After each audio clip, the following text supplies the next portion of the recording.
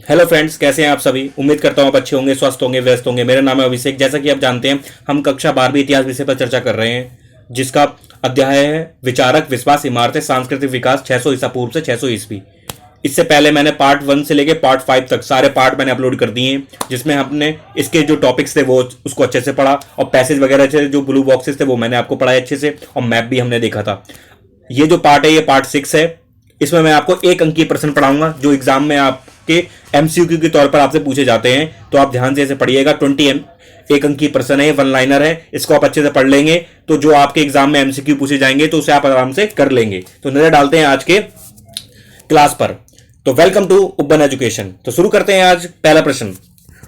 शाहजहां बेगम की आत्मकथा का नाम क्या था। शाहजहां बेगम के बारे में मैंने आपको बताया था कि शाहजहां बेगम ने जो थी भोपाल की बेगम थी, जिन्होंने सांची के स्तूप को बचाने में महत्वपूर्ण योगदान निभाया था। तो इनकी जो किताब थी, जो आत्मकथा थी, उसका नाम था, उत्तर है ताजुल इकबाल तारिक भोपाल, यानी कि इसको मतलब है भोपाल का इतिहास। तो कम से कम आप ध्यान रखना इस बात को, क्वेश्चन आ सकता है एग्जाम में, और एग्जाम में आपको 4 ऑप्शन दे देगा, उसमें से आपको एक पिक करना होगा। ठीक है। आप बोल रहे होंगे यहाँ पे आपने ऑप्शन क्यों नहीं दिए। मैंने ऑप्शन इसलिए नहीं दिया, अगर आप प्रश्न को पढ़कर उत्तर दे देंगे बिना ऑप्शन दिए तो आप ऑप्शन देख के तो आराम से कर लेंगे। इसलिए हमेशा जो तैयारी होनी चाहिए एक लेवल ऊपर होनी चाहिए। ठीक है, इसलिए नहीं रखे मैंने यहाँ पे ऑप्शन। आगे बढ़ते हैं हम। दूसरा प्रश्न है, आत्मा की प्रकृति और सच्चा यज्ञ के बारे में किसमें पता चलता है। आत्मा की प्रकृति के बारे में बताया, आत्मा कैसी होती है, और सच्चा यज्ञ हम किसे कहेंगे, यह कहा गया छंदोग्य उपनिषद में।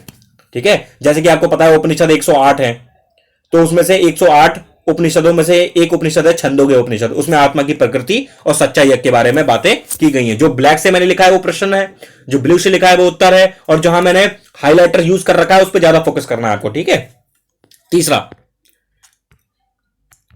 तीसरा प्रश्न है, बौद्ध धर्म के त्रिपिटकों में क्या क्या है। जैसे कि आप जानते हैं बौद्ध धर्म में त्रिपिटक की बात की गई है, 3 पिटक है इनके। ठीक है, तो देख लेते हैं 3 पिटक। पिटक को कहते हैं टोकरी। ठीक है, क्या है वो देख लेते हैं। सबसे पहले है सुत्त पिटक। ठीक है, बौद्ध धर्म के ग्रंथ है ये त्रिपिटक। त्रिपिटक को भी 3 पार्ट में बांटा गया है। पहला है सुत्त पिटक। सुत्त पिटक में क्या है, बुद्ध की शिक्षाओं के बारे में बताया गया है, जो बुद्ध ने अपनी शिक्षाएं दी हैं उसका जिक्र हमें देखने को मिलता है सुत्त पिटक में। और दूसरा है विनय पिटक। विनय पिटक में क्या है, संघ या बौद्ध मठों में रहने वाले लोगों के लिए नियमों का संग्रह है। ठीक है, जैसे मैंने आपको बौद्ध मठ वगैरह बताए थे, संघा बताए थे मैंने, तो संघा में जो व्यक्ति रहेंगे उनके लिए क्या नियम है, उनका संग्रह है। यानी कि संघा के नियमों को आपको मानना पड़ेगा, उसके रूल्स वगैरह क्या है उसके बारे में हमें जानकारी मिलती है विनय पिटक में। तो आप ध्यान रखना, आपसे एक एक पिटक के बारे में एमसीक्यू बन सकता है। यहां पर मैंने इन्हें एक ही एमसीक्यू में तीनों को मैंने शामिल कर लिया। आपसे एग्जाम में अलग अलग भी पूछा जा सकता है, पूछ लेगा सुत्त पिटक में बताइए क्या हमें देखने को मिलता है। 4 ऑप्शन दे देगा, बुद्ध की शिक्षाएं, बौद्ध मठों में रहने वाले लोगों के लिए नियम, या दर्शन से जुड़े हुए विषय। तो आपको उसमें से पिक करना होगा बुद्ध की शिक्षाएं सुत्त पिटक में से। उसी प्रकार विनय पिटक, तो इसको आप देखेंगे तो ये एक क्वेश्चन नहीं है, 3 क्वेश्चन है अपने आप में, लेकिन मैंने इसे एक ही क्वेश्चन में इंक्लूड कर दिया है। तो आप ध्यान से पढ़ते जाएं और लिख लेना इसे अच्छे से। तीसरा है अभिधम पिटक। अभिधम पिटक में क्या है, इसमें दर्शन से जुड़े हुए विषय हैं, जो बौद्ध धर्म का जो दर्शन है, जो बौद्ध धर्म के जो बड़े बड़े विचार हैं इसमें देखने को मिलते हैं। धम्म का विचार हो गया जैसे, ठीक है, जो मैंने आपको चैप्टर दूसरे में पढ़ाया था, अशोक ने धम्म के विचार को आगे बढ़ाया था ना। जो धम्म का जो कॉन्सेप्ट है, जो धम्म का जो विचार है, हमें बौद्ध धर्म से देखने को मिलता है। तो इस बात को आपको ध्यान से समझना है। आगे बढ़ते हैं हम। चौथा प्रश्न, जब बौद्ध धर्म पूर्व एशिया में फैला तब कौन से तीर्थयात्री चीन से भारत आए थे। जैसे कि आपको पता है बौद्ध धर्म की शुरुआत लुम्बिनी में हुई थी, वहां बुद्ध का जन्म हुआ था। फिर बौद्ध धर्म भारत में हमें देखने को मिलता है बोध गया, जो बिहार में, वहां ज्ञान की प्राप्ति हुई थी बुद्ध को। ठीक है, सारनाथ में उन्होंने उपदेश दिया था, कुशीनगर में उनकी मृत्यु हुई थी। उसके बाद जो बौद्ध धर्म है वो पूर्व एशिया में फैल गया। पूर्व एशिया यहां पर है, जो आज की डेट में हम बात करते हैं जापान की, दक्षिण कोरिया की, ठीक है, ताइवान की, तो ये सब क्या है, पूर्व एशिया में पड़ते हैं हमें, ईस्ट एशिया में। तो यहां पर भी फैल गया है बौद्ध धर्म। तो वो कौन से तीर्थयात्री जो चीन से भारत आए थे, एक थे फासियान और दूसरे थे सोएनसांग। तो ध्यान रखना, ठीक है, फासियान आए थे 5वीं शताब्दी में और सोएनसांग आए थे 7वीं शताब्दी में। तो इनका ध्यान आप रखना सही से। 5वां पॉइंट, बौद्ध ग्रंथों की मूलतः भाषा कौन सी थी। बौद्ध ग्रंथ जो थे उनकी भाषा कौन सी होती थी। जैसे हिंदू जो ग्रंथ है उनकी संस्कृत भाषा में रचे गए अधिकतर, ठीक है, तो इसी प्रकार बौद्ध ग्रंथों की जो भाषा थी वो पाली भाषा थी। ठीक है, तो ध्यान रखना इस बारे में, आ सकता है क्वेश्चन। 6वां क्वेश्चन, किसमें मगध के राजा अजातशत्रु और बुद्ध के बीच बातचीत का वर्णन किया गया है। मगध के राजा थे अजातशत्रु और बुद्ध के साथ बातचीत हुई है उनकी, तो किसमें कहा गया, ये सुत्त पिटक में कहा गया है। तो ध्यान रखना, एग्जाम में आ सकता है मगध के राजा अजातशत्रु और बुद्ध के बीच बातचीत का वर्णन किस में किया गया है? सुत पिटक में किया गया है। तो आपको ध्यान रखना, एग्जाम में क्वेश्चन पूछा जाता है, जो ब्लू है वो आंसर है उसका। अगला क्वेश्चन, मखली गोसाल नामक व्यक्ति किस परंपरा के थे? एक व्यक्ति थे मखली गोसाल जिनका नाम था, तो पूछ रहा हूं किस परंपरा से आते थे? तो आजीवक परंपरा से थे, जिन्हें नियतिवादी भी कहा जाता था। ठीक है, मैंने आपको पढ़ाया था, याद होगा आपको, पार्ट 2 में आई थिंक या 1 में, कि नियतिवादी कौन होते हैं, भौतिकवादी कौन होते हैं। मैंने आपको पढ़ाया था, जिसने नहीं देखा वो वाली क्लास देख लेना। ठीक है, तो उसमें बताया गया है कि जो मखली गोसाल थे वो नियतिवादी थे। नियतिवादी का मतलब होता है कि जो व्यक्ति ये मान लेता है कि जीवन में जो भी घटने वाला है वो पूर्व निर्धारित है, पहले से डिटरमाइंड है, जो भी होने वाली है घटना उसे हम बदल नहीं सकते। तो याद रखना, मखली गोसाल नियतिवादी थे, और नियतिवादी को अजीबक भी कहा जाता था। तो ध्यान रखना, जो नियतिवादी है वो अजीबक भी है, जो अजीबक है वो नियतिवादी में, दो नाम है। तो ध्यान रखना, मखली गोसाल थे। 8वां क्वेश्चन, अजीत केस कंबलिन, ठीक है, अजीत केस कंबलिन किस परंपरा के थे? तो अजीत केस कंबलिन जो थे लोकायत परंपरा के थे, जिन्हें भौतिकवादी भी कहा जाता है। तो यह भी मैंने आपको पढ़ाया था उसी क्लास में, कि भौतिकवादी क्या होते हैं? जो आत्मा, परमात्मा, भगवान, इनको ना माने। ठीक है, और जो 5 इंद्रियों पर अपना यकीन रखते हैं, कि जो भी सृष्टि में जिसका अस्तित्व होता है, जिन चीजों का, अगर हम उन 5 इंद्रियों से उनको हम महसूस कर पा रहे हैं, देख पा रहे हैं, समझ पा रहे हैं, उन्हीं वस्तुओं का अस्तित्व होता है, उन्हीं चीजों का अस्तित्व होता है प्रकृति में। बाकी चीजें जो हम नहीं देख पा रहे, समझ पा रहे इंद्रियों से, उनका अस्तित्व नहीं होता। जैसे आत्मा, परमात्मा, ठीक है, इनकी बात करते हैं तो ये मानते हैं कि ये सब चीजें एग्जिस्ट नहीं करती हैं। तो याद रखना, भौतिकवादियों की। और कौन हुआ भौतिकवादी? अजीत केस कंबलिन। और भौतिकवादियों को लोकायत परंपरा के नाम से भी जाना जाता है। ठीक है, तो ध्यान रखना इस बारे में, तो एग्जाम में क्वेश्चन आ सकता है ये। अगला क्वेश्चन, उत्तराध्ययन सूत्र नामक ग्रंथ किस धर्म का है? तो पूछ सकता है उत्तराध्ययन सूत्र नामक ग्रंथ किस धर्म का है? तो जैन धर्म का है उत्तराध्ययन सूत्र नामक ग्रंथ। आगे, जैन धर्म व उनके ग्रंथों की भाषा कौन सी थी? अब पूछ रहा है जैन धर्म की भाषा कौन सी थी। अभी हमने बताया था बौद्ध धर्म की भाषा कौन सी थी। बौद्ध धर्म के जितने भी ग्रंथ है वो पाली भाषा में रचित हैं, आपको इतना पता होना चाहिए। तो 10वां जो प्रश्न है वो है जैन धर्म व उनके ग्रंथों की भाषा कौन सी थी? तो वो थी प्राकृत भाषा। ध्यान रखना, कौन सी भाषा थी? प्राकृत। और ये प्राकृत भाषा वही भाषा है जिसे अशोक ने अपने साम्राज्य की भाषा भी बनाया था, प्राकृत को। ठीक है, आगे बढ़ते हैं। 10वां प्रश्न, पुन्ना और ब्राह्मण से बातचीत किस बौद्ध ग्रंथ में है? पुन्ना और ब्राह्मण के बीच बातचीत के बारे में मैंने आपको बताया था, जो पैसेज पढ़ाया था। ठीक है, तो उसी की बात हो रही है। तो पुन्ना और ब्राह्मण से जो बातचीत हुई है वो किस बौद्ध ग्रंथ में है? वो सुत्त पिटक में हमें देखने को मिलता है। किसमें देखने को मिलता है? सुत्त पिटक में। तो ध्यान रखना, पुन्ना ब्राह्मण से बातचीत सुत्त पिटक में। 11वां प्रश्न, बुद्ध का दूसरा नाम क्या है? बुद्ध का दूसरा नाम है तथागत। जैसे आपका भी नाम वगैरह होता होगा, घर का कुछ और नाम होता होगा, स्कूल का कुछ और होता होगा, उसी प्रकार बुद्ध का जो दूसरा नाम था वो तथागत था। ठीक है, वैसे बुद्ध का वास्तविक नाम था सिद्धार्थ।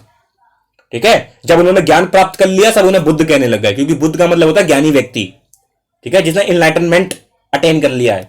ठीक है, तो इनका दूसरा नाम था तथागत। ठीक है, कभी कभी बुद्ध नहीं आएगा लिखा हुआ और पूछा जाएगा तथागत के बारे में बताइए, तथागत के बारे में बताइए, तथागत की शिक्षाएं बताइए। ठीक है, तो तथागत कोई और नहीं है, बुद्ध का ही नाम है तथागत। तो ध्यान रखना इस बारे में। ठीक है, 12वां प्रश्न, बुद्ध का प्रिय शिष्य कौन था? ये क्वेश्चन पूछा जा सकता है। तो बुद्ध का जो प्रिय शिष्य था वो होता है आनंद। ठीक है, तो ध्यान रखना इस बारे में, क्योंकि बुद्ध के साथ इन्होंने बहुत सारा समय बिताया आनंद में। ठीक है, इवन जब बुद्ध की मृत्यु होने वाली थी तब भी आनंद उनके निकट बैठे हुए थे, उनके पास थे। ठीक है, ध्यान रखना, और उनके बेस्ट स्टूडेंट थे ये, प्रिय शिष्य। 13वां प्रश्न, इस देश की प्राचीन कलाकृतियों की लूट होने देना मुझे आत्मघाती और असमर्थनीय नीति लगती है। ये किसका कथन है? तो कौन कह रहा है कि जो प्राचीन कलाकृतियां थी, जो हमारी जो बहुमूल्य पुरा वस्तुएं थी, पुरानी वस्तुएं थी, उसकी लूट मची हुई थी। क्योंकि ईस्ट इंडिया कंपनी क्या कर रही थी? लूट रही थी। भारत की जो भी वस्तुएं उसे दिख रही है बेशकीमती बहुमूल्य वस्तुएं, उसको लूट रही थी। लंदन ले जा रहा है कोई, ईस्ट इंडिया कंपनी का अधिकारी अपने भवन में ले जा रहा है, भवन की शोभा बढ़ा रहा है। तो उस लूट को कैसे रोका जाए? तो ये बताया, लूट को रोका जाए मतलब रोकने की कोशिश की जाए, और ये बोला जा रहा है आत्मघाती बताया जा रहा है, इसे असमर्थनीय नीति बताया जा रहा है। जो पुरातत्ववेता थे एच कॉल, पुरातत्ववेता मैंने आपको समझा रखा कौन होते हैं। तो एच कॉल कहते थे भाई जो कलाकृतियां हैं ना, जो हमारी एंटिक्विटीज हैं, जो हमारी एंशिएंट, उनकी जो लूट हो रही है वो मुझे आत्मघाती लगता है, बहुत बेकार लगता है वो। ठीक है, और असमर्थनीय नीति है, इसका मैं समर्थन नहीं कर सकता। लूट नहीं सकते आप भारत की जो प्राचीन वस्तु है उसको। तो ये पुरातत्ववेता एच कॉल कर रहे हैं, क्योंकि जो कोई भी भारतीय होगा उसे दुख होगा कि उसके देश की जो बहुमूल्य, जो बेशकीमती जो उसकी वस्तुएं हैं वो दूसरे देशों में ले जाई जा रही हैं। भारत की है ना भाई वो प्राचीन अमूल्य निधि, तो उसको क्यों ले जा रहे हैं आप? तो ये वाली बात कर रहे हैं एच कॉल। ठीक है, 14 क्वेश्चन, सांची कब खोजा गया? 1818 में खोजा गया सांची, ठीक है, ध्यान रखना, सांची का स्तूप। 15वां, अजंता की गुफा कहां है? तो पूछ सकता है आपसे पेपर में, अजंता की गुफा है महाराष्ट्र में, तो ध्यान रखना इस बारे में। 16वां प्रश्न, अजंता के चित्र क्या दिखाते हैं हमें? अजंता के जो चित्र है हमें जातक कथाओं के बारे में बताते हैं। यहां पर एक और चीज आ रही है, जातक कथाएं, ठीक है। तो एक और क्वेश्चन बन सकता है कि जातक कथाएं किस धर्म से संबंधित है? तो जातक कथाएं जो है बौद्ध धर्म से संबंधित है, ध्यान रखना इस बारे में, ठीक है। जहां शब्द जातक लग जाए वहां बौद्ध धर्म आप लगा सकते हैं, उसको ध्यान रखना, ठीक है। और 17वां प्रश्न, बौद्ध धर्म कितने भागों में बट गया था? ठीक है, ये भी मैंने आपको पढ़ाया हुआ है, ठीक है, तो ध्यान रखना। बौद्ध धर्म जो था आगे चलकर 2 भागों में बट गया था। पहला भाग था हीनयान, ठीक है। हीनयान का मतलब क्या है? जो बुद्ध की शिक्षाओं के पालन पर बल देता था। यानी कि जो हीनयान, जो बौद्ध धर्म की शाखा थी, यह मानती थी कि बुद्ध की शिक्षाओं का पालन करो, ठीक है, जो बुद्ध ने कहा है उनकी बातों को मानो, ठीक है, उनके उपदेश मानो, उनकी वचन को मानो, उनकी शिक्षाओं को मानो, इस पर बल देती थी हीनयान। और ये पुरानी शाखा है सबसे बौद्ध धर्म की, ठीक है। फिर आगे चलकर हम देखते हैं दूसरा भाग देखने को मिलता है बौद्ध धर्म में, वो है महायान। दूसरी शाखा आ गई बौद्ध धर्म में, उसको कहते हैं महायान। तो महायान वाले क्या मानते हैं कि जो बुद्ध की मूर्ति बोधिसत्व के रूप में पूजा करता था। महायान वालों ने क्या करा? बुद्ध की मूर्ति बनाकर उनकी पूजा करना शुरू कर दिया। और मूर्तियों का आगे एक शब्द प्रयोग किया जाता है बौद्ध धर्म में, बोधिसत्व। बोधिसत्व का मतलब है बुद्ध की बड़ी बड़ी मूर्तियां बनाना, उसकी पूजा उपासना वगैरह करना इन्होंने शुरू कर दिया। किनने शुरू कर दिया? महायान वालों ने। और जबकि हीनयान वालों ने कहा कि हम मूर्ति की पूजा नहीं करते, हम बुद्ध की शिक्षाओं का पालन करते हैं, जो उन्होंने शिक्षा दी, ठीक है, अपने जो अनमोल विचार दिए उन्होंने, उसकी बात करते हैं वो। आगे 18वां प्रश्न है, सबसे प्राचीन कृत्रिम गुफाएं ईसा पूर्व 3वीं सदी में अशोक के आदेश से किन संतों के लिए बनाई गई थी? इस क्वेश्चन में पूछने जा रहा है कि सबसे प्राचीन कृत्रिम गुफाएं बनाई गई थी। कृत्रिम का मतलब होता है नेचुरली नहीं थी, वो आर्टिफिशियली, मतलब बनाया गया था उन्हें। और ये 3री शताब्दी ईसा पूर्व की है ये। तो ये किसने बनवाई थी? तो ये बनवाई थी अशोक के आदेश के तहत बनवाई गई थी। तो किसके लिए बनवाई गई थी? अजीबक संप्रदाय के संतों के लिए बनवाई गई थी अशोक द्वारा। तो एग्जाम में आ सकता है कि अशोक के आदेश से किन संतों के लिए ईसा पूर्व 3वीं सदी में कृत्रिम गुफाएं बनाई गई? तो अजीबक संप्रदाय के संतों के लिए बनाई गई थी। तो ध्यान रखना, एग्जाम में पूछा जा सकता है। 19वां प्रश्न, अमरावती के स्तूप के अवशेषों की खोज कब हुई? जैसा कि मैंने आपको बताया सांची के स्तूप हमें देखने को मिलता है 1818 में। उसी प्रकार अमरावती का जो स्तूप के अवशेष थे वो हमें उसकी खोज देखने को मिलती है 1796 में। आपको मैंने इस पर क्वेश्चन भी करवाया था कि सांची का स्तूप क्यों बच गया और अमरावती का स्तूप नष्ट क्यों हो गया, डिटेल में बताइए। तो एक प्रश्न आ सकता है आपसे, तो ध्यान रखना इस बारे में, ठीक है। 20वां प्रश्न, अंतिम प्रश्न, ठीक है, इस पार्ट का, भरूच का स्तूप कहां स्थित है? एक भरूच है एक जगह, तो पूछा जा रहा है भरूच का स्तूप हमें कहां देखने को मिलता है? ये मिलता है हमें मध्य प्रदेश में। जिस प्रकार सांची का स्तूप हमें मध्य प्रदेश की राजधानी भोपाल में देखने को मिलता है, उसी प्रकार भरूच का जो स्तूप है हमें मध्य प्रदेश में देखने को मिलता है। एग्जाम में क्वेश्चन आ सकता है, ये ध्यान रखना, ठीक है। तो ये थे आपके 20 प्रश्न जो मैंने आपको बताया। अगर आप ध्यान से देखेंगे सिर्फ 20 नहीं है, बीच बीच में भी मैंने एक ही क्वेश्चन में 3 क्वेश्चन भी इंक्लूड कर रखे हैं। जैसे बौद्ध धर्म के त्रिपिटकों के बारे में चर्चा की थी, ठीक है, तो उसमें मैंने 3 पिटक भी बताया आपको, सुत पिटक, विनय पिटक, अभिधम पिटक के बारे में चर्चा की थी मैंने आपसे, ठीक है। तो ध्यान से पढ़ेंगे तो 20 से ज्यादा क्वेश्चन हो जाएंगे। इन 20 क्वेश्चन को अच्छे से पढ़ लेना, लिख लेना, बार बार इनकी रिवीजन कर लेना। एमसीक्यू जब आप करने जाएंगे एग्जाम में तो 20 में से आपको इनमें से 1-2 क्वेश्चन मिल जाएगा। और मैं यहां पर यह बताना चाहूंगा कि इस पर आपको डिपेंड नहीं रहना है कभी भी, ठीक है। कोई भी कुछ भी पढ़ाए, जैसे सर पढ़ा रहे, मैडम पढ़ा रही, पढ़िए उनको, ठीक है, जो भी पढ़ा रहे हैं वो एंजॉय करिए पढ़ाई को। और ट्यूशन में जो भी पढ़ा रहे हैं उनको भी पढ़िए, ठीक है, लेकिन अपने तरफ से भी मेहनत करते रहिए, ठीक है। मैं ये नहीं कह रहा इन्हीं पे डिपेंड हो जाना है, ध्यान से सुना करो शब्दों को, है ना।